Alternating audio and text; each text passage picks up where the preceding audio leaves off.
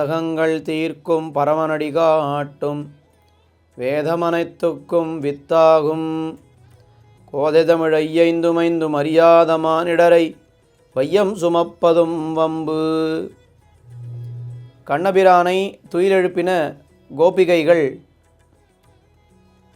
உங்களுக்கு என்ன வேண்டும் என்று அவன் கேட்க, நீ இந்த வார்த்தையை படுக்கை அறையிலிருந்து கேட்கக்கூடாது, எழுந்திருந்து வந்து கோப்புடைய சீரிய சிங்காசனத்திலே இருந்து யாம் வந்த காரியம் ஆராய்ந்தருள் என்று பிரார்த்தித்தார்கள் 23வது பாசுரத்திலே. இன்றைய 24வது பாசுரத்திலே இவர்களுடைய வார்த்தையை கேட்டு அவன் நடக்க ஆரம்பித்தான். ஒரு 4 அடி நடந்தான், வந்து அந்த சிங்காசனத்திலே அமர்ந்தான்.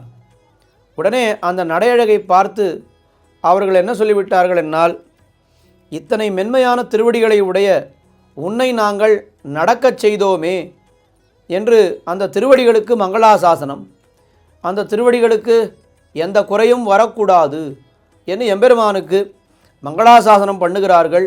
இந்த 24வது பாசுரத்திலே அவனுடைய திருவடிகள், அவனுடைய குணங்கள் எல்லாவற்றுக்கும் மங்களாசாசனம் செய்கிறார்கள். அந்நிவ்வுலகம் அளந்தாய் அடிபோத்தி சென்னங்கு தென்னிலங்க செத்தாய் திரள் போத்தி பொன்றச் சகடமுதைத்தாய் புகழ் போத்தி கண்ணு குணிலாவெறிந்தாய் கழல் போத்தி குன்னுகுடையாவெடுத்தாய் குணம் போத்தி வென்று பகை கெடுக்கும் நின்கையில் வேல் போத்தி என்றென்று உன் சேவகமே ஏத்திப் பறை கொள்வார் இன்னியாம் வந்தோம் இறங்கேலோர் எம்பாவாய். முதலிலே எம்பெருமானுடைய திருவடிகளுக்கு மங்களாசாசனம். அது எந்த திருவடிகள் என்னால், உலகத்தை எல்லாம் அளந்த திருவடிகள். என்ன ஆச்சரியம் இது! உலகத்தை எம்பெருமான் அளந்தது எந்த காலத்திலே, நாம் இருப்பது எந்த காலத்திலே என்றால் அந்த கேள்வியை நாம் மங்களாசாசன பரர்களிடத்திலே கேட்கவே முடியாது. எம்பெருமானுடைய எந்த சரித்திரத்தை அனுசந்தித்தாலும் அவர்களுக்கு ஏதோ இப்பொழுது கண்முன்னே நடக்கிறா போலே தோன்றும். கண்முன்னே நடப்பதற்கு நாம் எப்படி பதறுவோமோ அதுபோலே அவர்கள் பதறுவார்கள். இது அவர்களுடைய ஒரு அழகிய குணாதிசயம். அன்று என்னால் அன்றைய தினம் மகாபலி உனக்கு எதிரியாக இருந்தபொழுது, இந்திரன் உன்னை யாச்சகனாக அனுப்பின போது, இவ்வுலகமளந்தாய் அடிபோத்தி, உன்னுடைய திருவடியாலே இந்த உலகம் எப்படி இருக்கிறது, காடு மேடு மலை பள்ளம் மேடு பள்ளம்னு எப்படி இருக்கிறது இந்த உலகம், இத்தனை முற்கள் எத்தனை முள்கள் எல்லாம் இருக்கும் இங்கே, அத்தனையும் நீ கொஞ்சம் கூட கணிசியாது உலகத்தை எல்லாம் அளந்தாயே. உன்னுடைய திருவடிகளுக்கு பல்லாண்டு. பல்லாண்டு என்னால் என்ன அர்த்தம்? எல்லாம் அதற்கு குறை இல்லாமல் இருக்க வேண்டும். உன்னுடைய திருவடிகளுக்கு எந்த வாட்டமும் வாராமல் இருக்க வேண்டும் என்று ஒரு சரித்திரத்தை சொன்னார்கள். அதற்கு அடுத்தபடியாக இன்னொரு சரித்திரத்தை சொல்லி மங்களாசாசனம் செய்கிறார்கள். இந்த பாட்டு எப்படி செல்கிறது என்னால், முதல் சரித்திரத்தை விட அடுத்த சரித்திரத்தை நினைத்தால் இவர்களுக்கு பயம் இன்னும் அதிகமாக ஆகிறதாம். அப்படியே ஏறிக்கொண்டே போகிறது. 2வது சரித்திரம், சென்று அங்கு தென்னிலங்க செத்தாய் திரள் போத்தி. அதாவது ராமாவதாரத்திலே ராவணன் இருக்குமிடம் தேடி போய் அவனை அழித்தாய். ஒரு யுத்தம் நடக்கிறது என்னால், பொதுவான ஒரு இடத்துல யுத்தம் நடந்தால் பரவாயில்லை. ஆனால் அந்த யுத்தம் எங்கே நடந்தது?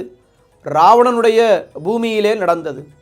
ராமன் பிறந்த இடம் எது என்னால் அயோத்தி. ராவணன் இருக்கும் இடமோ லங்கை. அவன் முழுக்க அயோத்தியிலிருந்து புறப்பட்டு சென்று அங்கே நடந்தே லங்கைக்கு வந்திருக்கிறான். நடந்த கால்கள் நொந்தவோ என்று ஆழ்வார் கேட்கிறார்.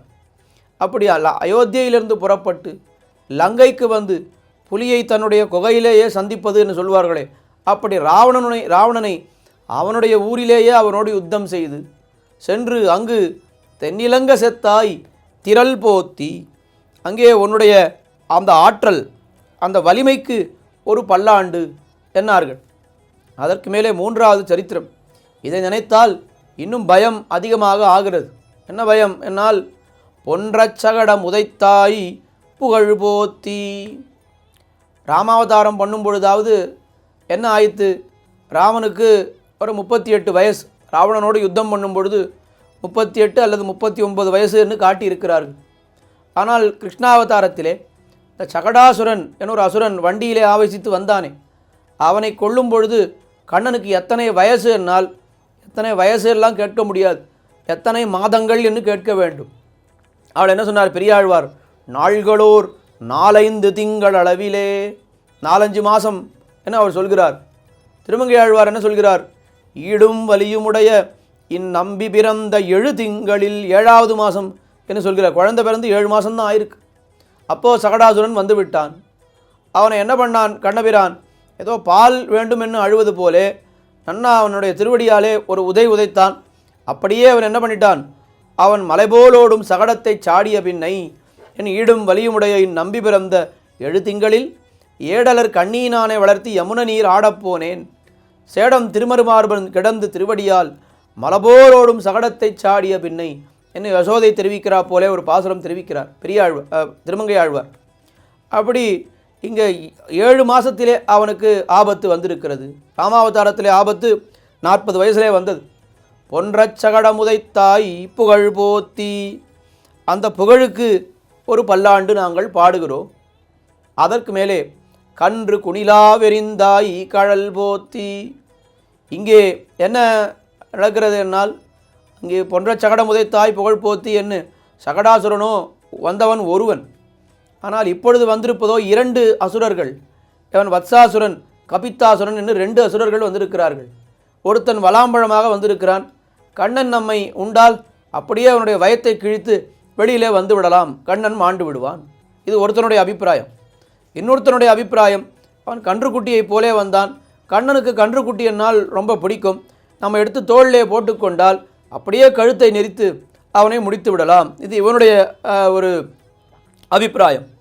கண்ணன் என்ன பண்ணான், பார்த்தான், அந்த கன்றுக்குட்டியை எடுத்து தோளிலே போட்டுக்கொண்டான். அந்த கன்றுக்குட்டியே எடுத்து அந்த வலாமரத்தின் மீது எரிந்தான். அப்படியே 2 அசுரர்களும் ஒருவர் மோதிக்கொண்டு இறந்தார்கள் என்று பார்க்கிறோம். அப்போ கன்று குணிலா எரிந்தாய் கழல் போத்தி, ரொம்ப ஆச்சரியம். முதலிலே அளந்த திருவடிகளுக்கு பல்லாண்டு, 2வது நடந்த திருவடிகளுக்கு பல்லாண்டு, 3வது நீட்டின திருவடிகளுக்கு பல்லாண்டு, நீட்டின உதைத்த திருவடிகளுக்கு பல்லாண்டு, 4வது குஞ்சித்த திருவடிகளுக்கு பல்லாண்டு. அப்படியே அந்த ஒரு திருவடியை குஞ்சித்தால், அதை அழுத்தினால் தானே எவனால் அதை எரிய முடியும். அப்போ அதை அப்படியே அழுத்துகிறான், அந்த திருவடிகளுக்கு பல்லாண்டு. இதுவாது பரவாயில்லை, இத்தனை நாள் வந்தவர்கள் எதிரிகள். ஆனால் ஒருத்தன் என்ன சொன்னான், நண்பன் என்கிற பாவனையிலேயே ஒருத்தன் எதிரியாக வந்து விட்டான், துரோகியாக ஒருத்தன் வந்து விட்டான். அவன் இந்திரன். அவன் என்ன பண்ணான், குன்று குடையா விடுத்தாய் குணம் போத்தி, கோவர்தன மலையை எம்பெருமான் குடையாக பிடித்தான். எல்லாம் அந்த பிரசாதங்கள்லாம் இந்திரனுக்கு சமர்ப்பிக்க வேண்டிய பிரசாதங்கள், அதையெல்லாம் கோவர்தனத்துக்கு படைத்து விடுங்கள்னு சொன்னான். அவர்கள் எல்லாரும் படைத்துவிட்டு கண்ணை மூடி இருந்தார்கள். மொத்த பிரசாதத்தையும் தானே உண்டு விட்டான் கண்ணன், அகங் கோவர்தனோஸ்மி என்று சொல்லி. உடனே இந்திரன் கல்மழையை பொழிய ஆரம்பித்தான். கண்ணபிரான் என்ன பண்ணான், கல்லெடுத்து கல்மாரி காத்தாய் என்னும் என்கிறா போலே அந்த கோவர்தன மலையை பிடித்தே அந்த மழையை தடுத்தான் என்று பார்க்கிறோம். அப்போது இங்கே வந்தவன் யார் என்னால் விரோதி என்று, நண்பனே விரோதியாக வந்து விட்டான், துரோகியாக மாறிவிட்டான். அவனையே கொல்ல வேண்டி இருக்க, இந்திரனையே கொல்ல வேண்டி இருக்க, கண்ணபிரான் என்ன பண்ணிவிட்டான், அவனை மன்னித்து விட்டு விட்டான். போனா போகிறதுன்னு அவனை மன்னித்து விட்டான்.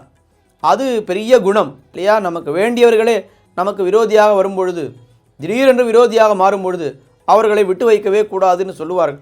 ஆனால் கண்ணபிரான் ஏதோ அவனுடைய சாப்பாட்டை நாம் உண்டு விட்டோம், அதனால் கோபம் கொள்கிறான் என்று எப்படி ஒரு தாயார் ஒரு குழந்தை ஒரு தாயாரை அடித்தால் அவள் பெரிதாக கண்டுகொள்ள மாட்டாளோ, அதுபோல அவன் கண்டுகொள்ளாமல் விட்டுவிட்டான்.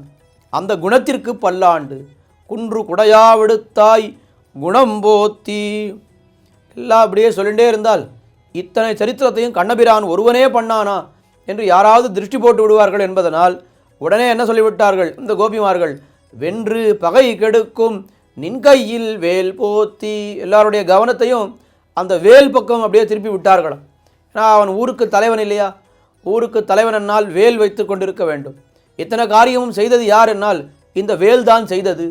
அத்தனை பேரையும் வென்றது யார் என்னால் இந்த வேல் என்று சொல்லி பார்ப்பவர்கள் திருஷ்டி விழாமல் இருக்க வேண்டும் என்பதற்காக அத்தனை பேருடைய கவனத்தையும் அந்த வேல் பக்கம் திருப்பி விடுகிறார்கள்.